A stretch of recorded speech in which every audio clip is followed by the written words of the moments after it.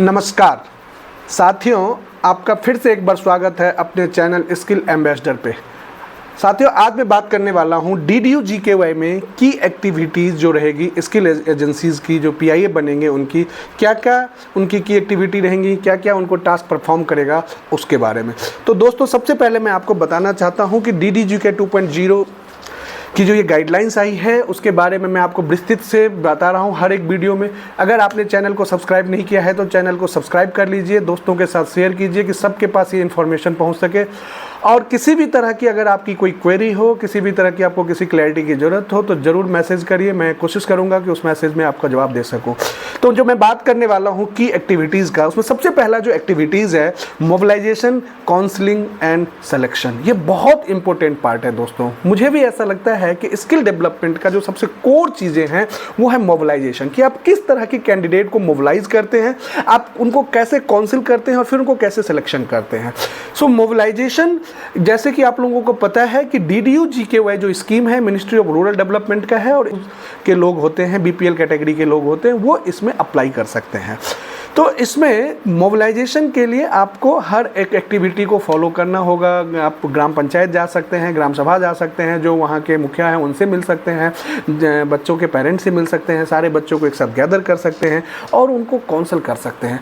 उनकी area of interest के हिसाब से उनको गाइड कर सकते हैं कि आपको अपने कैरियर के लिए किस तरह का कोर्स को चूज करना चाहिए और किस कोर्स से क्या बेनिफिट मिलेगा। साथ ही आपको उनको कैरियर प्रोग्रेशन के बारे में भी जरूर बताना चाहिए कि अगर आप ये कोर्स करते हैं तो आपका कैरियर कैसे कैसे होगा। इनिशियली कोर्स के कंप्लीटेशन के बाद आपके लिए क्या जॉब अपॉर्चुनिटी होगा, साल भर अगर आप करते हैं तो फिर क्या जॉब अपॉर्चुनिटी होगा, उसके बाद आपका क्या होगा। सो मतलब हमें दोनों ही चीज़ों पे फोकस करने चाहिए, उनके जॉब अपॉर्चुनिटी के साथ कैरियर प्रोग्रेशन के ऊपर भी फोकस करना चाहिए। सो मोबिलाइजेशन, काउंसलिंग और उसके बाद जो है वो सिलेक्शन का प्रोसीजर होना चाहिए।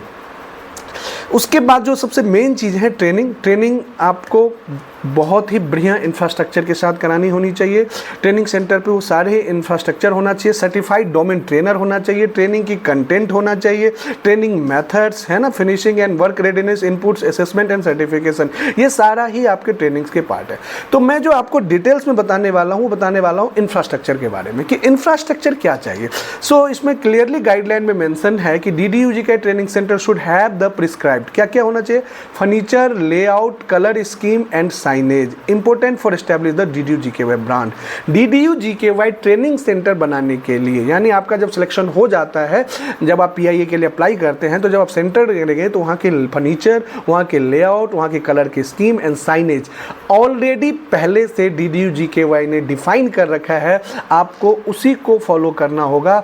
आप अपने मनमर्जी से वहाँ पे कुछ भी मत करिए। जो भी DDU GKY के गाइडलाइन में दिखा हुआ है, जो उनके कलर स्कीम्स हैं, जो उनके साइनेज के बारे में देना हुआ है, जो उनका लेआउट है, उसी को फॉलो करना है।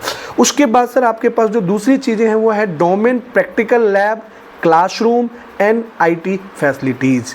डोमेन प्रैक्टिकल लैब का मतलब क्या है कि जो भी जॉब रोल में आप ट्रेनिंग करना चाहते हैं, जिस किसी भी जॉब रोल में आप अपने सेंटर पे ट्रेनिंग स्टार्ट कराना चाहते हैं, उस जॉब रोल के लिए जो प्री रिक्विजिट इक्विपमेंट लिस्ट होती है उसको फॉलो कीजिए, उसके हिसाब से आपको उसके प्रैक्टिकल की लैब तैयार कीजिए। साथ में उसकी थ्योरी पार्ट को पढ़ाने के लिए आपके पास क्लासरूम्स होनी चाहिए और जो IT जो फैसिलिटीज़ होती है वो भी आपके पास होना चाहिए।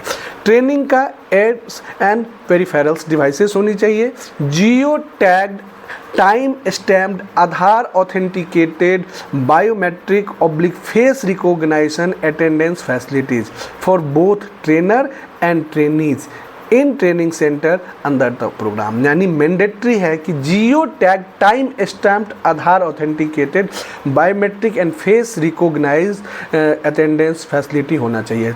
किसके लिए, ट्रेनर्स के लिए भी और ट्रेनी के लिए भी सेंटर पे। तीसरी जो सबसे बड़ी चीज़ है वो है फायर फाइटिंग इक्विपमेंट। ये कॉमन चीज़ें हैं, अगर आप कोई भी एक ऑर्गेनाइजेशन रन करते हैं जहाँ पे लोगों की गैदरिंग होती है, जहाँ लोग आते हैं, तो वहाँ पे फायर फाइटिंग इक्विपमेंट्स होना ज़रूरी है। Next, first aid hygiene drinking water canteen and washroom facilities, यानी फर्स्ट एड का बॉक्स होना चाहिए, हाइजीन मेंटेन करना होगा, ड्रिंकिंग वाटर होना चाहिए, पीने के लिए पानी होना चाहिए, कैंटीन होना चाहिए और वाशरूम फैसिलिटीज़ होना चाहिए। ध्यान रखिए, अगर आपके सेंटर पे मेल और फीमेल दोनों ही तरह के अगर स्टूडेंट्स आ रहे हैं तो आपको अलग अलग वॉशरूम्स बनाने पड़ेंगे, मेल के लिए और फीमेल के लिए। अगर एक तरह के ही कैंडिडेट्स हैं, केवल बॉयज़ के लिए आप कर रहे हैं या फीमेल के लिए कर रहे हैं, तो एक में भी आप काम चला सकते हैं। बट जहाँ पे दोनों ही को स्टूडेंट्स आएंगे, मेल फीमेल दोनों आएंगे, तो वहाँ पे सेपरेट वॉशरूम्स होना चाहिए, ये मैंडेटरी है। Internet enable access of prescribed speed on all IIT equipment using which all trainee can check their emails and browse the internet, यानी इंटरनेट होना चाहिए, ईमेल एक्सेस की फैसिलिटीज़ होना चाहिए।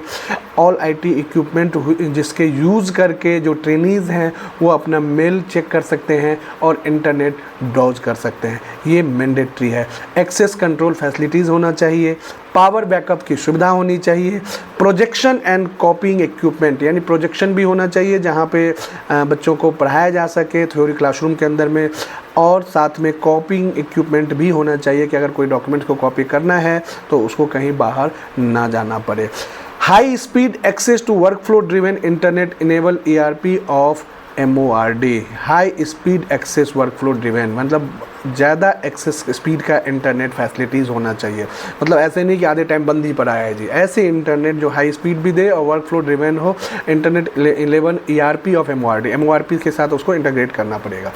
नेक्स्ट जो लास्ट है वो है CCTV recording facility. CCTV recording facilities in classroom labs and common area, जितने भी सेंटर पे स्पेसेस हैं, चाहे वो क्लासरूम्स है, चाहे वो लैब है, या चाहे वो कॉमन एरिया है, वहाँ पे CCTV कैमरा मैंडेटरी है विथ रिकॉर्डिंग फैसिलिटीज़।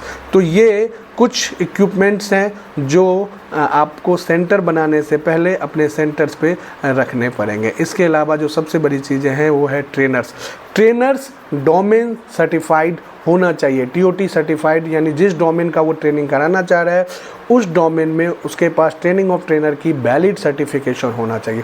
तो दोस्तों ये थे कुछ मैंडेटरी इक्विपमेंट्स एंड फैसिलिटीज़ जो ट्रेनिंग सेंटर बनाने से पहले आपके पास होना चाहिए। ट्रेनिंग सेंटर बनाते वक्त आपको ये ध्यान में रखना चाहिए। Thank you very much. कैसा लगा आपको वीडियो ज़रूर बताइएगा, और भी डिटेल्स जानकारी के लिए मैं अगले वीडियो में लेके आऊँगा DDU GKY 2.0 गाइडलाइंस के अपडेट के साथ। दोस्तों मैं आपको बताना चाह रहा हूँ कि DDU GKY 2.0 का EOI भी निकलना शुरू हो गया है। राजस्थान और बिहार ने अपना EOI फ्लोट कर दिया है। आप लोग अपना PRN नंबर के लिए अप्लाई कीजिए। PRN नंबर अगर जनरेट हो गया है तो आप इस EOI में भी अप्लाई कर सकते हैं। बिहार और राजस्थान ने DDU GKY के लिए EOI भी फ्लोट कर दिया है। तो थैंक यू, धन्यवाद आप सभी को एक बार तहे दिल से शुक्रिया वीडियो को देखने के लिए, और चैनल को सब्सक्राइब कीजिए और लाइक कीजिए, कमेंट करिए। कोई भी अगर आपको क्वेरी हो तो कमेंट में ज़रूर पूछिए। Thank you very much.